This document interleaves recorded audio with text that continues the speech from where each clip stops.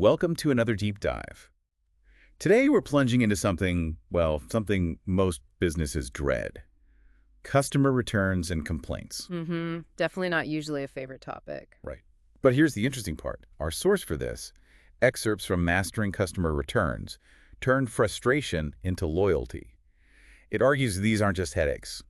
Not at all. Yeah, it frames them as pivotal moments, like real opportunities. Exactly. Opportunities to redefine your brand, build some serious loyalty. I found that whole perspective pretty eye-opening, actually. Absolutely. And that's really our mission here today, isn't it? To unpack how businesses can, flip the script on these interactions. Flip the script. I like that. Yeah, because the key idea is how you handle these issues. It's not just about that one transaction. It sends a huge message about who you are as a brand, your values, your identity. It really defines you in the customer's eyes. It does. It's fascinating how something that feels like a negative can actually become, well, your strength, your differentiator. Okay, so let's unpack this then. Yeah. The source says right off the bat, look, returns, complaints, Yeah.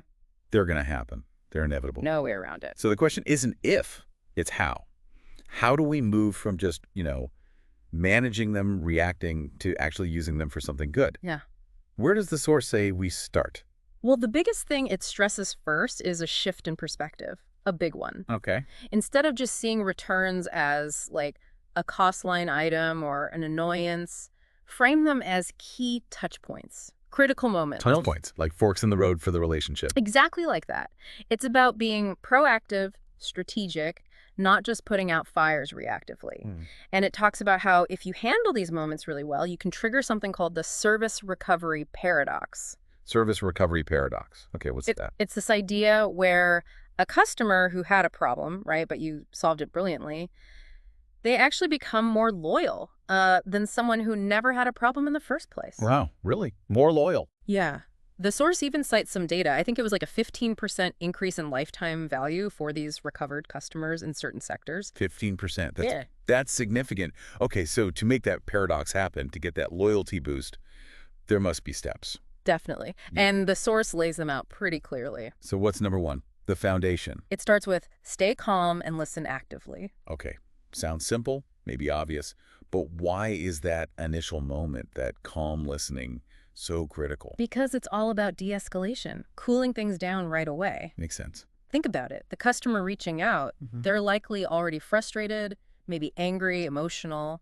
If you meet that with calm, you immediately lower the temperature. Right, you don't add fuel to the fire. Exactly. But the active listening part is key too. It's not just, letting them talk. What does active mean here, according to the source? It means really tuning in.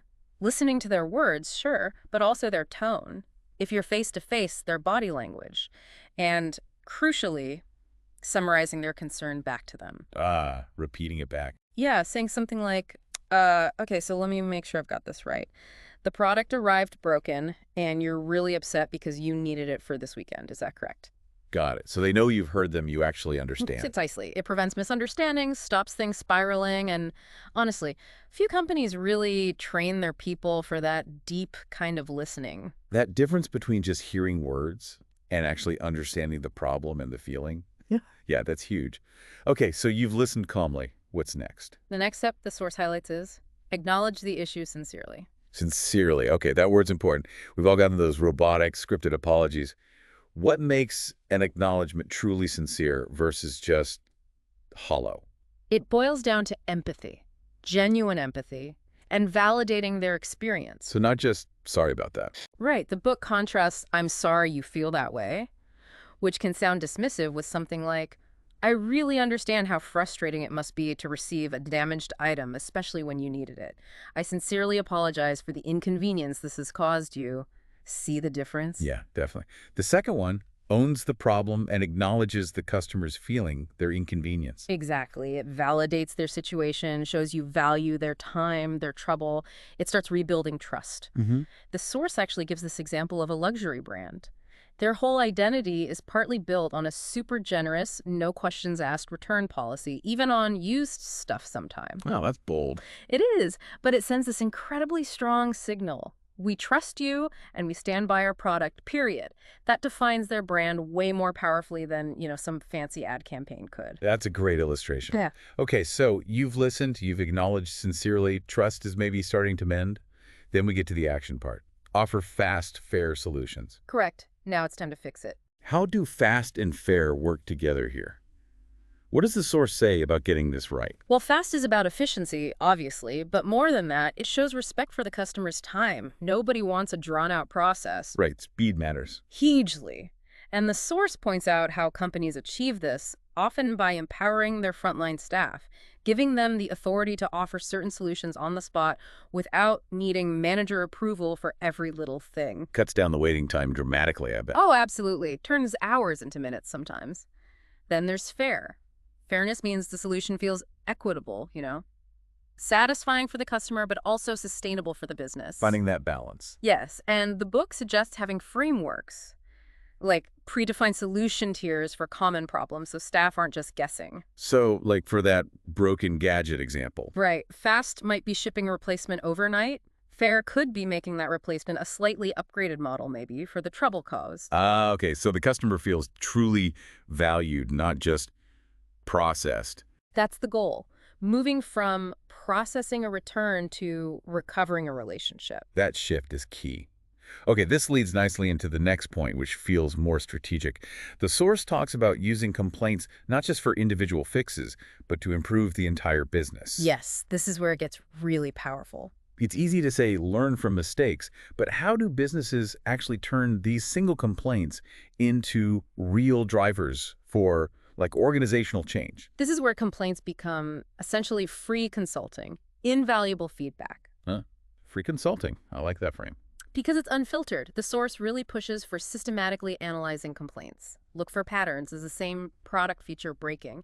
Is one part of your service always confusing people? So tracking and analyzing, not just resolving and forgetting. Exactly. It's asking, what systemic issue does this complaint point to? Is it our product design, our shipping process, our staff training? Okay.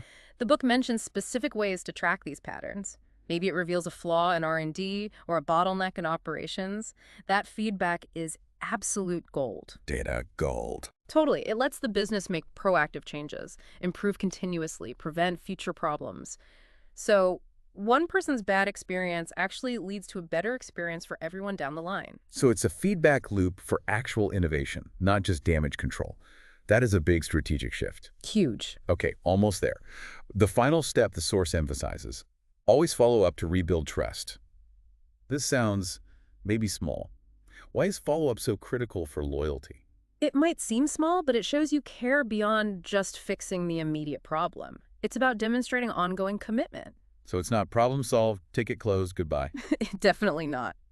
A quick follow-up call and email. Hey, just checking if the replacement arrived okay and everything's working. Yeah. It reinforces that you value their satisfaction, not just the transaction. It solidifies the trust you just rebuilt. Exactly. It seals the deal, in a way. And the source shares stories. Customers who had a bad experience got it fixed brilliantly and got a follow-up. They often become the brand's biggest champions. Really, vocal advocates. Yeah. Telling friends, writing glowing reviews, choosing that brand again and again because they know if something goes wrong, they'll be taken care of. It turns that recovered customer into a truly loyal advocate. Wow. Okay, so stepping back, looking at the whole picture, mastering returns and complaints.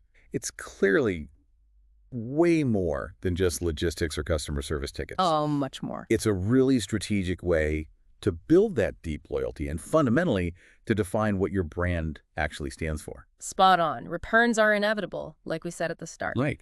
But how you handle them, that's a choice. And it's a choice that can be an incredibly powerful differentiator, turning those potential setbacks into, well, almost superpowers for the brand. Setbacks into superpowers. That really sums it up. And maybe that leads to a final thought for you listening. Yeah. How well is your organization really using all its feedback, including the complaints? Not just patching things up, but proactively improving, innovating, becoming the brand people don't just come back to, but actually rave about.